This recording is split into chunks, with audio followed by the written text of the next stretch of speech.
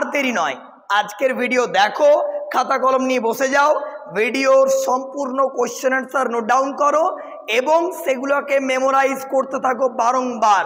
এগুলোই পরীক্ষায় আসছে আর রেজাল্ট তো ভালো হবে না, হতেই হবে। তো চলো ভিডিওটা শুরু করি।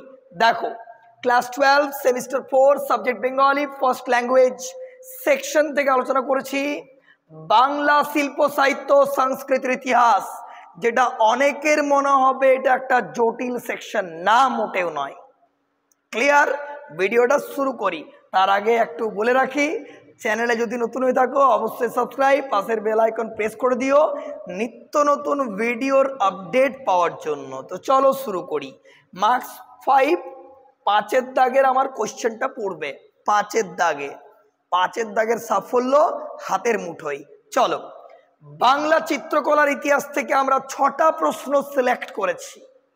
নাম্বার 1, অবনীন্দ্রনাথ ঠাকুরের অবদান অবশ্যই চিত্রকলা চর্চার ধারায়, কিন্তু গগনেন্দ্রনাথ ঠাকুর ব্যঙ্গচিত্র তোমরা ক্লাস 10 ইতিহাসেও পড়েছো।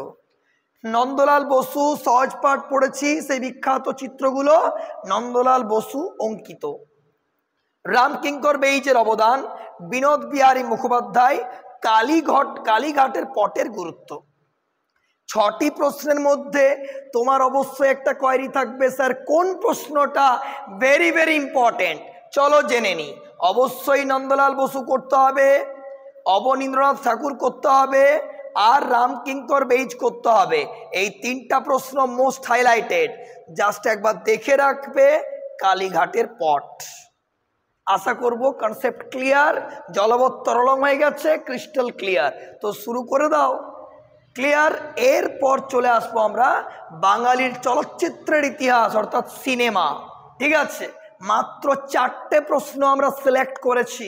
Number 1 Satyajit Ray, number 2 Ritwik Ghatak, number 3 Mrinal Sen, and number 4 আর ফাইনাল তপন সিংহের অবদান।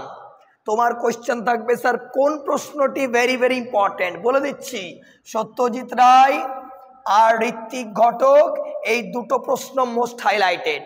ওকে, এই হলো আমাদের পুরো শিল্প সাহিত্য থেকে তোমাদের 2টো চ্যাপ্টার রয়েছে।